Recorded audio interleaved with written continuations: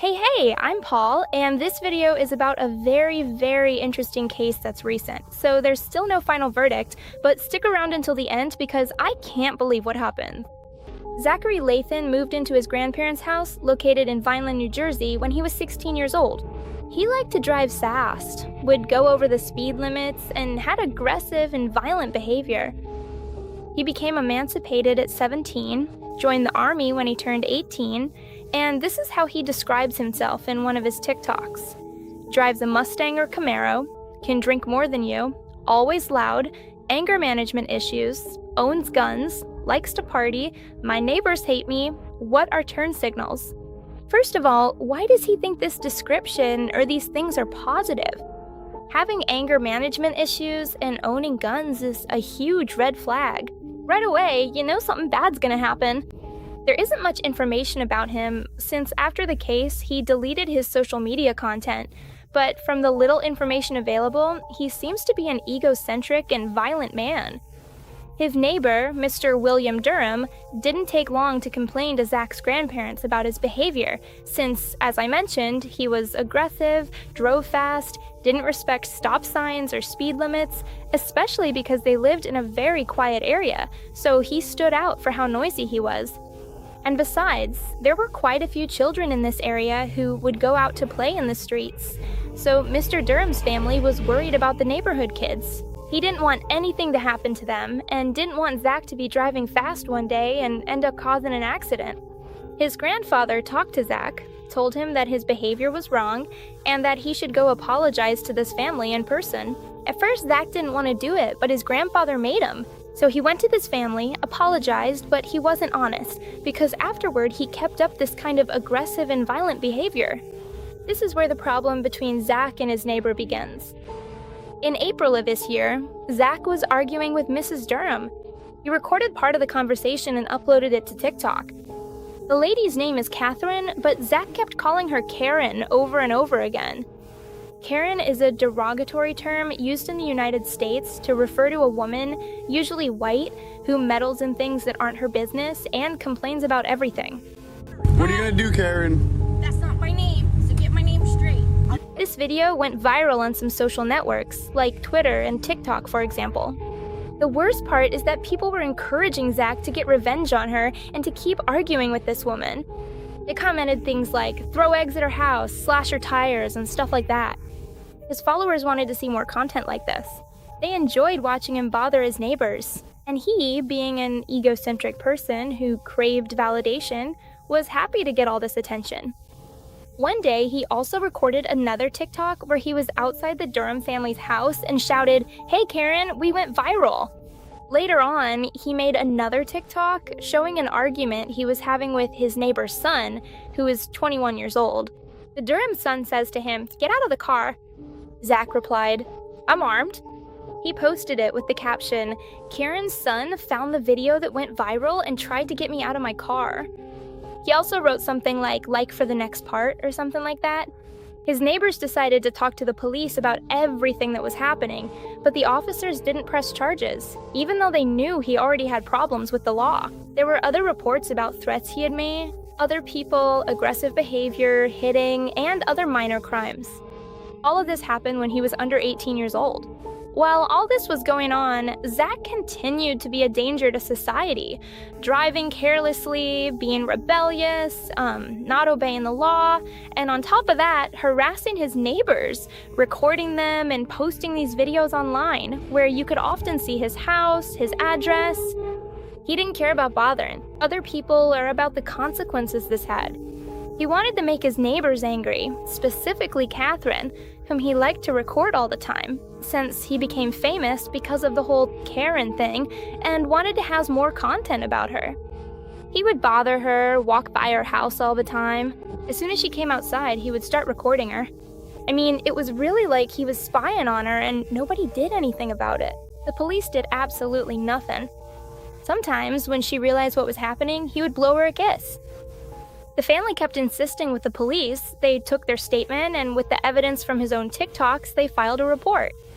But later, the officers informed the Durham family that because of the current virus, they couldn't do anything and had closed the case. Zach even recorded another TikTok where the police officer says that even though he saw the evidence, he won't arrest him. And of course, the current situation the world is in is pretty serious, especially because this case happened right at the beginning of the virus outbreak, when everyone was basically locked down and in quarantine when the quarantine first started and all that. But I don't think that's a good enough reason to close a case, since the police said they couldn't keep investigating because the courts were closed. And I don't understand why they closed such important institutions for society. Or if they did close them for a while, at the very least they should have postponed the case to look at it later. But no, they closed it, and Zach didn't face any consequences. The neighbors were fed up with this, especially since it had already been 2 years since the problem started, but the police didn't pay any attention to him. On May 4th, 2020, Zach was driving fast, as usual, and he ran into his neighbor's son, a 21-year-old man. They also had a younger son who was under 17. The teenager was riding his bike, but Zach came up and cut him off, then started chasing him with his car. He even tried to run him over. He forced him to the side so he couldn't escape and started yelling at him. He got out of the car and started threatening him and tried to hit him, but he didn't actually do it. When the teenager got home, he told his dad what had happened. He wanted to talk to him and tell him that he wasn't a kid anymore, he was an adult now, and that if he didn't behave, he would go to the police again. But now he wouldn't tell the police it was for bothering the neighbors or for recording them and posting them online without their consent. This time, it would be for a more serious crime, assaulting a minor, since his son is 17, still underage, and Zach is an adult. Catherine recorded this confrontation, but the video isn't public.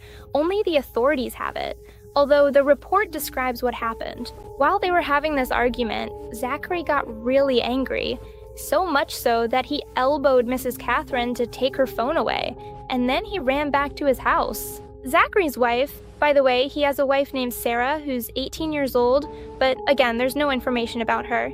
His wife started recording with her phone and left the house, where the entire Durham family was waiting for her, the couple and their 2 children. They started confronting her about everything they'd had to deal with over the past 2 years, and she was recording them. She also got a little aggressive and started yelling things like, "You're not welcome here, get off my property." Because even though they weren't inside the house, they were in the little yard, which is still part of her property. Zach came out of the house with a weapon, not a gun, but one that gives electric shocks and knives. He came out of his house, but as I mentioned, they were still on his property, where they started arguing. Zach got really violent again and decided to shoot one of Mr. Durham's sons with this electric shock weapon, which William didn't like at all, so he grabbed Zach by the arm. He started to pull back, but Zach had a knife, so he stabbed him in the arm. Then Zach pushed him and ran to his garage, where Mr. Durham followed him and they started fighting. It's important to point out that Sarah, Zach's wife, recorded all of this. The fight got violent. It was clearly not a fair fight, since Zach was armed and Mr. Durham was not. So he started stabbing him. He stabbed him in several parts of the body, and at one point he hit a lung. He punctured this lung, and unfortunately, William Durham died. There's blood all over the place. I just got assaulted and jumped. Are you the one that got stabbed? No, that was the other victim, but I got beat up really bad, and I have blood all over me. They arrested Zach, and although he hasn't been sentenced yet, his defense says he acted in self-defense since he was on his own property and asked him to leave several times. And this is something that's legal in the United States. You can assault a person if they enter your property without permission and you ask them to leave. Of course, it depends on which cases this applies to and which it doesn't, but it is legal. The other side says this wasn't self-defense, since Zachary had been harassing the family for years. All just to record him and upload it to the internet, since Zach wanted to become famous on TikTok. Incredibly, Catherine Durham and her children were also charged with trespassing. The Durham family's defenders are asking for the charges against them to be dropped, since they say Zachary is the only one responsible. It's believed that he even planned all of this. He made them come closer to his house to have this as justification. And then, when he started attacking Mr. Durham, he ran to his garage so that he would be chased and the final act would happen inside his house. All just to become famous on TikTok. As I mentioned at the beginning, it seems that Zachary has an egocentric and narcissistic personality that needs validation, which he got every time he bought his neighbors and posted the videos online. People liked this content and encouraged him to keep bothering his neighbors. When Sarah was asked why she recorded all of this, she said it wasn't to have evidence, but because she planned to upload it to the internet later and become famous. Those were literally her words. The latest update on the case is that Zachary is not in jail, since the judge said he didn't see it as necessary. At least until the trial, which is scheduled for May 2021. This is what the official document says. Pretrial detention is denied, as the court does not find clear or convincing evidence. They stated that they did not believe Zachary was a danger to society, or that he would obstruct justice. So Zach is free, at least until May, when the next sentencing is scheduled. And even then, no one knows what will happen to him. He seems to be a pretty lucky guy, because despite all the trouble he's had with the law, he's never really received a harsh punishment. He has quite a few offenses, and still, they don't consider him a danger to society? I really don't understand this justice system. And I'm also really surprised that they're calling this case self-defense. I don't see anything about self-defense in this case, especially because Zachary was the first one to attack the family, not just with his videos and all that, but physically too. First with the threats he made to the 17-year-old boy, then when he elbowed Catherine, and then when he used that stun gun on one of the other sons. And he was the first one to stab Mr. Durham. The man wasn't even armed. So saying this is self-defense really makes me angry, because an innocent person died just because a kid wanted to get famous on...